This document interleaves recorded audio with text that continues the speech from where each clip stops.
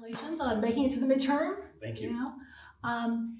We at Axios like to do smart brevity. So everything is kind of like headline, bullet point. If you were to put a headline on your midterm story, what would it be? Oh, wow. I think that probably requires someone to have a big ego. I don't know if I have an ego that big to think about a headline. I will say, Mayor Johnson holds to his promise to invest in people. Here's another one. Mayor Johnson has committed to building a safe, affordable big city. How does that work? Are you going to use them? I'm going to consider them. We're going to tell Okay. our editors. I was thinking Mayor Johnson's midterm tweaks, but we can sort of workshop all of those. Okay, all right, okay. As long as you didn't say twerk. Oh, twerk. Well, Yeah. You want to make some news? No, I'm No not doing midterm that. twerking? No, not at all. Okay. Last month, we saw the lowest homicides in the city for an April since 1962. To what do you attribute that? And can we expect to see that in May? Well, community safety is my number one focus. I ran on it, and what we made very clear, what I've continued to do, is that in order to create safe communities, you have to invest in people. And, from the very beginning, I brought in our, police leadership, brought in, leadership in the parks, our schools, Department of Family Support Services. We brought people in, began to dig in deeper around our strategy, around how we build safer communities. And the full force of government is what I attribute, to safer communities. It's policing certainly plays a part, but it's policing and affordable housing. And we're building more affordable homes. It's policing and youth employment. And we're hiring more young people. It's policing and behavior and mental health care services. We've opened up 3 mental health clinics.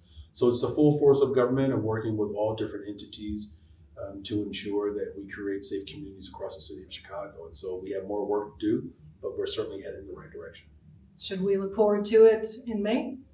I mean, of course, look, I'm not out to just set records. I'm out to invest in people to make sure that we're saving lives. One homicide is one too many. One shooting is one too many. The number of shootings that occur because of domestic violence disputes is actually quite severe. We've invested more money to help families who are in abusive relationships escape those relationships and have affordable housing and job opportunities, right? So my expectation is that I'm going to continue to invest in people because that's ultimately how we, create safe communities. Got it. Beyonce is in town this Yeah, weekend. yeah. Last time she kind of sailed through the sky and said, "Hello, Brandon." Are you going to the show? Or any of the shows? I will say this. First of all, I'm grateful that we are attracting more, big concerts in the city of Chicago. Last year, 2024, our occupancy rate downtown was almost 70%. Our revenue from our downtown development and activity, we're looking at pre-pandemic numbers. So we're resurging. I want to be able to, expedite those investments so that we can get even more activity in our downtown corridors.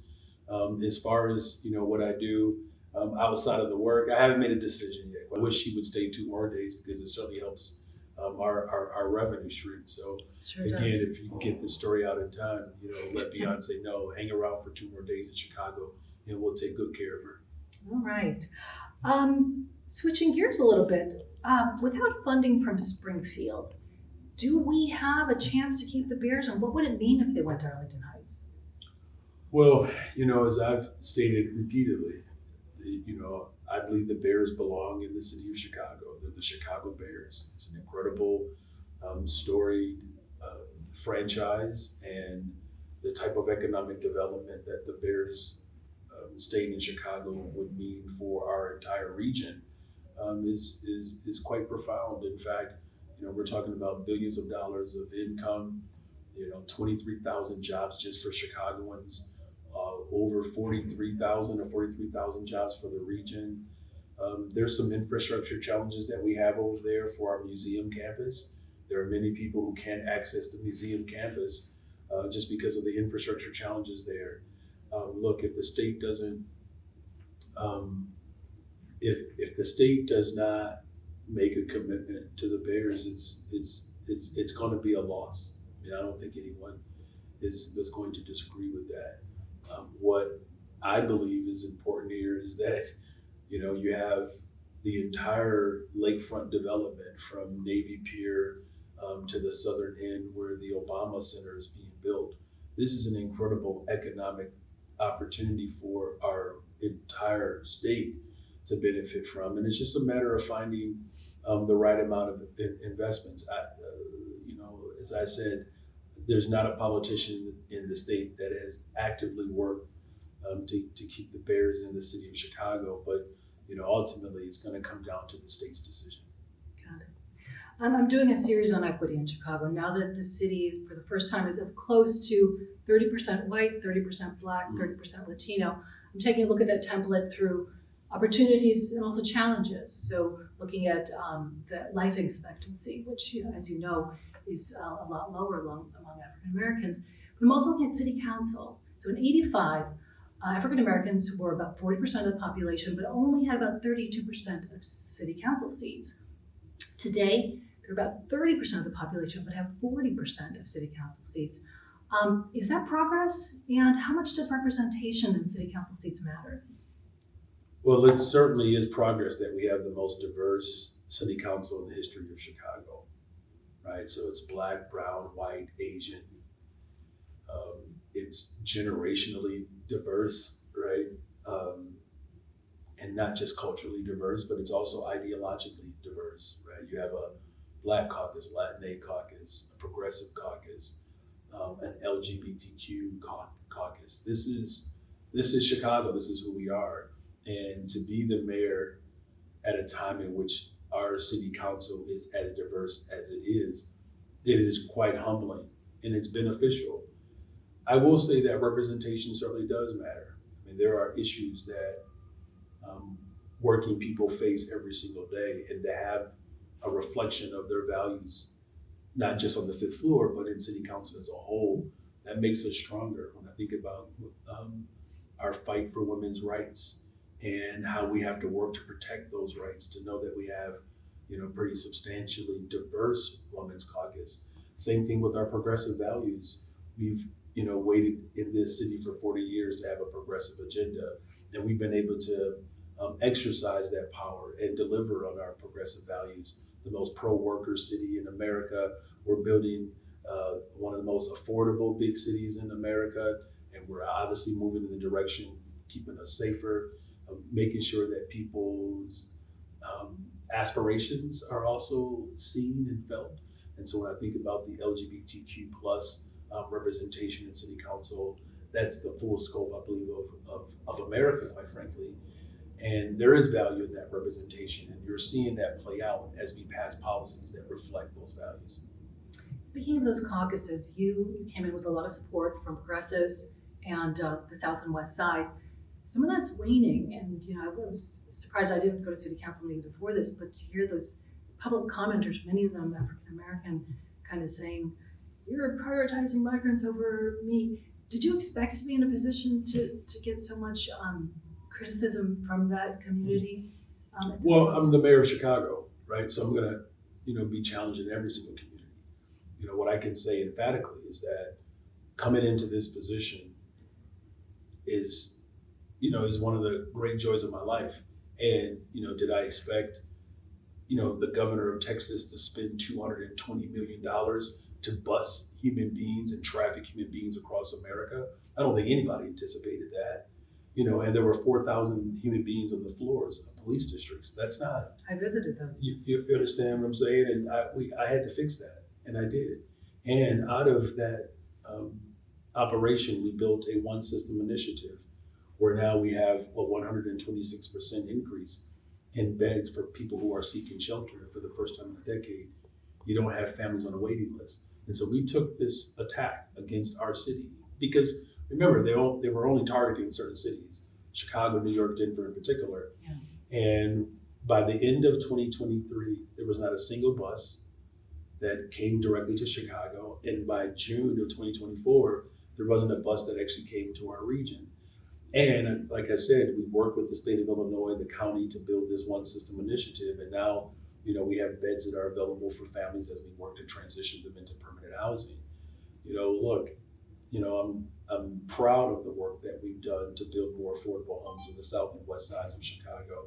I'm proud of the fact that of the almost 28,000 young people that had summer jobs, the vast majority of them were on the west and south sides of Chicago. Proud of the fact that we have this $1.25 billion investment for economic development for small businesses and building more homes. 500 vacant lots that we turned over to United Power, 24th Ward on the west side, 9th Ward on the south side, 20th Ward on the south side, and they're building affordable homes right now. We secured $426 million to respond to the flooding that took place with the torrential rainfall back in July Especially on the west side. of 23. I guess my question is, do you understand the frustration? Of course I understand the frustration. I ran for office because I understand that frustration. And here's what we've done. We have not laid anyone off. We have not had any furloughs. We're not closing schools in Black neighborhoods like was done before. We're not shutting down public and mental health services like other administrations have done in Black communities. We're not shutting down housing in Black neighborhoods. In fact, again, we secured over 824 vacant lots that a bad landlord had and kept it out of the hands of working people, and secured almost $12 million, over $12 million in restoration because of our lawsuit. So look, I understand the frustration. I get it. Is transformation happening at the pace in which I would like? No. Am I committed to making sure that we build more homes, that we create safer communities, and we invest in our young people, invest in mental and public health care services? Absolutely. We're not going to change course. We're just going to do more of what we've been doing, and we're going to get our message out so people know what's actually happening on their behalf. Well, speaking of messaging, I watched your interview with Fran and Mariah twice. Oh, wow. And it seems like the big takeaway was you feel like the biggest mistake you made was messaging. Like, you've been doing all this stuff, you just hadn't gotten the word out. Totally get that. Messaging is important. That's our field. Is there anything else that you feel that you would have done differently besides Well, messaging? it wasn't just messaging. I think what I was trying to communicate was there was this incredible coalition that I helped build that took on the political establishment, and that coalition propelled me into office. While I was standing up government, my regret is that I did not spend that same amount of energy and time securing that coalition to govern, right? So this is the coalition that got us elected, but you're going to need that same coalition to govern. And while, again, I'm building up my administration to respond to violence in the city, to respond to the housing crisis in the city, to respond to the financial challenges that we've had in the city, to respond to our young people so that they know that they are valued and seen. All of these efforts that were necessary for me to do coming out the gate, all of that effort was needed, and it was purposeful, and we're seeing the results of it. I also had the responsibility to ensure that that coalition knew exactly what I was doing, why I was doing it, and how they could participate. I had that responsibility. That's something that I recognize that I did not fulfill. And so in the midst of standing up government and also securing the coalition to help govern, that's something that I should have done. And look, we've learned from it. This is why I'm spending more time with town halls, lakeside chats. I'm in high schools, senior homes, churches. We're going right to the community to secure that coalition to help us govern as we move forward. So I'm hearing communication both with the public, but also with your fellow coalition to make sure that everyone feels the collaboration. That's correct. So many people want to be defined in the face of President Trump's federal cuts, but literally billions of dollars are at stake if the federal government follows through on its threats. What can and should Chicago do to try to protect and preserve those things without, bending the knee or doing an Eric Adams? What can we do to protect those precious resources? President Trump is the defiant one here. Whatever we do, we're responding to his defiance. He's the one that's behaving outside the jurisdiction of his office. And so this is why, again, we prepared for this day as much as we possibly could. Securing this bond investment, the investment for infrastructure so that we would not necessarily have to rely solely upon the federal government. That's why I put those measures in place. The legislative agenda to protect workers, the contracts that we've settled for SEIU 73 in the parks and schools, the contract that we settled for our teachers to protect Black history and veteran teachers.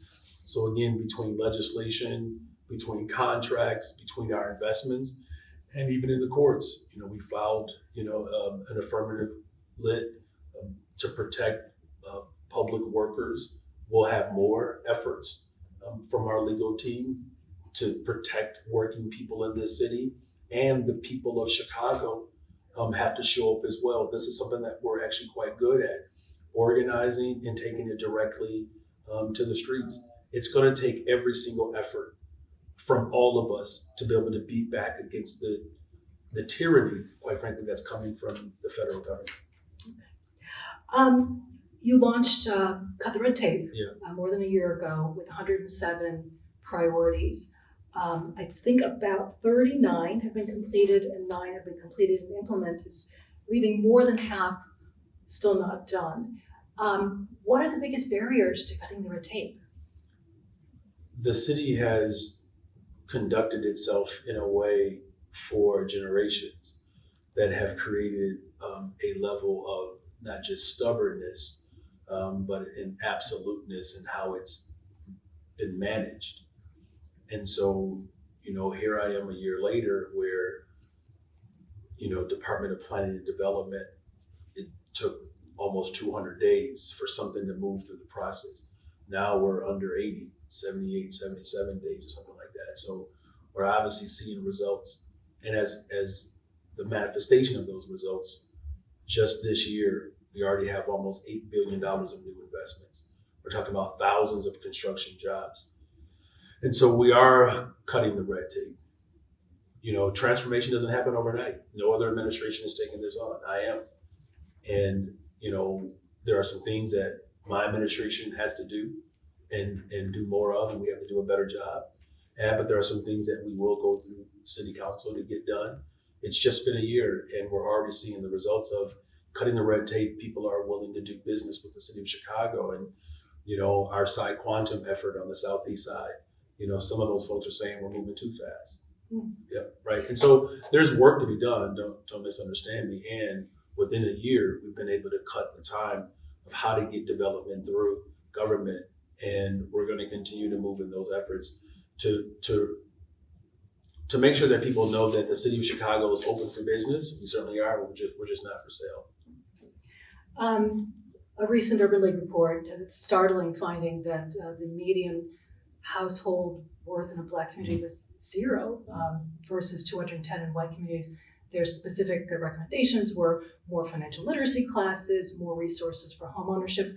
What part of that can the city do? All of it, quite frankly. It's going to take every single effort to ensure that generational wealth is something that can be achieved in Chicago. So let's take, for instance, our Missing Middle program.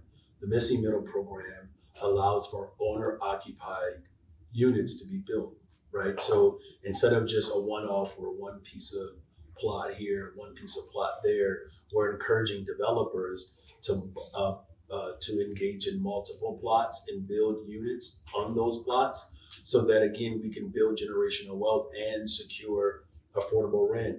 Our first development we're seeing is actually with 6 developers, 5 of whom are Black, 3 are women, $30 million of new investments there. In terms of just literacy, our public education system is a system that has to show up for working people. And that's why this contract was so important, that we reduce class sizes so that we can better engage our young people, that we demonstrate to young people that there are pathways to careers that do not necessarily require a college degree. One of the things that I will point out too is that of all the community colleges in America, the city colleges of Chicago are showing the greatest comeback from the pandemic, of which the #1 registrant for our community colleges are young Black men. just talked to the principal this morning of Michelle Clark on the west side of Chicago. 11, 12 of their students received associate degrees. Most of them were young Black men. And so as we build out opportunities like the Missy Meadow, as our education system directs and encourages young Black students to go towards careers as well as opportunities where there's an opportunity to grow generational wealth while also obtaining certificates and degrees, that's how we begin to turn the tide in ensuring that generational wealth can actually exist for Black Chicagoans. There was one part of the interview with the Sun-Times and BZ that I was confused by, because I remember covering the departure of Alton Arwady a lot. You seemed to say that she was not dismissed, but that she left of her own volition, and you were respecting her wishes. But Carlos Ramirez Rosa went on Ben Jarofsky's show and actually gave like a 15-minute, here are the 5 reasons why the mayor fired her. And she said that Rich Gaida said, you have to go. She pleaded to please be able to say goodbye to her staff, and he said, no, you need to go now. Did I misunderstand that she was not fired? Did you say she was not fired? She issued her letter of resignation. But she wasn't asked to? She issued her letter of resignation. Okay. What do you hope the headline will be on your story a year from now? Oh, wow. Boy, here we go again. This is, I guess, a good way to sort of wrap it up. You know, I guess I'll say it this way. You know, my father was a very humble man, and he taught me a lot about what it means to be a leader, to be of service. And what he shared with me some time ago, this is when I was running for county board, he said that, you know, politicians seek credit. Servants seek results. Whether it's a headline or whether it's a story. Just want people to know that I became mayor of the city of Chicago to get results. Results for working people, results for poor people, results for those who are, you know, inching their way to the middle class or just barely in it, that they can have, again, a safe, affordable place to raise a family, to send their children to a good neighborhood school, and then begin to save up enough money so that they can take a little bit of time off. I don't want them to necessarily take their vacations outside of the city of Chicago, but if they decide to, because there's so much to do in the city, why would you have to vacation somewhere else? But if they do, that they can afford to do that. I just want the headline of the stories to say that Mayor Johnson is standing for righteousness, that Mayor Johnson is standing for working people. And that he's created the safest, most affordable big city in America where everybody takes staycations. I can work with that. Thank you very much. Yeah, thank you.